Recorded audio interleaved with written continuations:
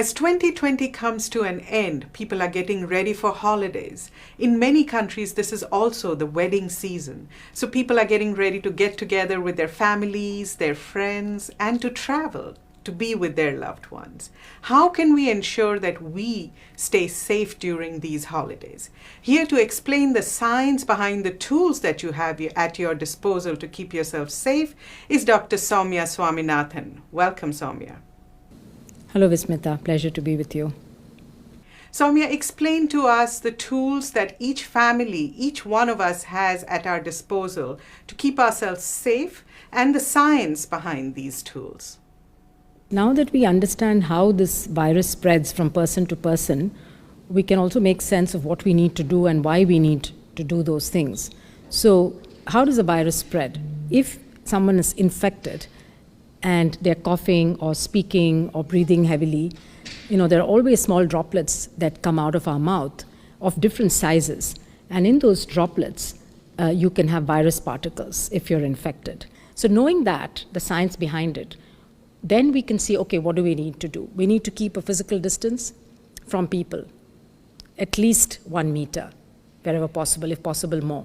We need to wear a mask so that when these droplets are coming out, when we speak, they're blocked by the mask. They're not escaping out into the air. And then we need to wash our hands frequently with soap and water, or we can use alcohol-based hand disinfectants. We need to avoid closed, unventilated places. If you're indoors with a lot of people, doors and windows need to be kept open. And if possible, do things outdoors wherever possible. So if we follow these measures, then we can try to reduce or limit the amount of transmission of this virus. So during the holiday season particularly, when we tend to do these things, we tend to gather in larger groups, we tend to go shopping, we tend to go into crowded places, we tend to spend time together with friends and extended family, then that increases the risks of this virus spreading, and we need to make sure that we remember these measures that we have to take. Soumya, we also have people in our families who are at risk. Who are these people and how can we keep them safe? So we know that the people at risk of developing complications and becoming really ill from this COVID-19 are those whose immune system is weak. So this is the elderly. As you get older, your immune system becomes less able to fight infections. It's people who have underlying diseases like high blood pressure or diabetes or heart disease or chronic lung disease. It's people who are on treatment for diseases like cancer, which weakens the immune system. Also, obesity has been found to be a risk factor, of course, so that affects younger people as well. So when we think about our families, I think as we want to come together and celebrate the festivals, we need to think about who in our family is most at risk, whom do we need to protect. And while we want to celebrate with them, we need to reduce their risk.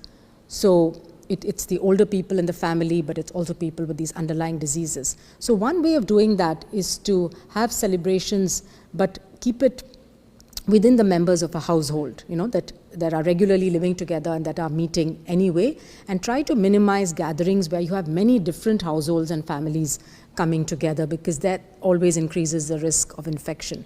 In parts of the world where the weather is fine to have outdoor gatherings, that's safer than having indoor gatherings, but we also need to remember the physical distancing, the mask wearing, the hand washing, and if anyone is unwell, has a cough or fever, they should really not be going into these family gatherings.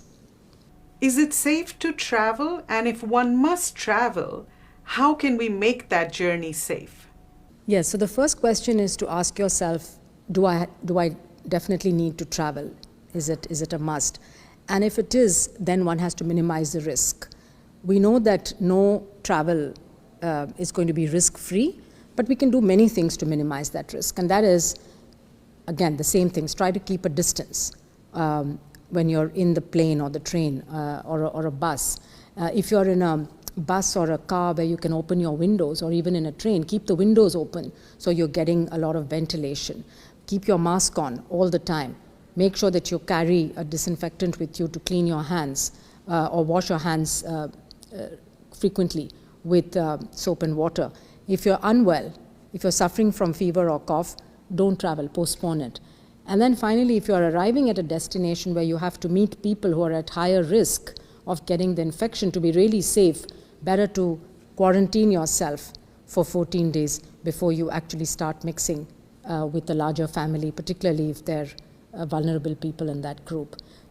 Thank you, Soumya. There you have it, WHO's Chief Scientist, Dr. Soumya Swaminathan, explaining how you can have safe holidays this season. So from the entire WHO family, we wish you happy holidays.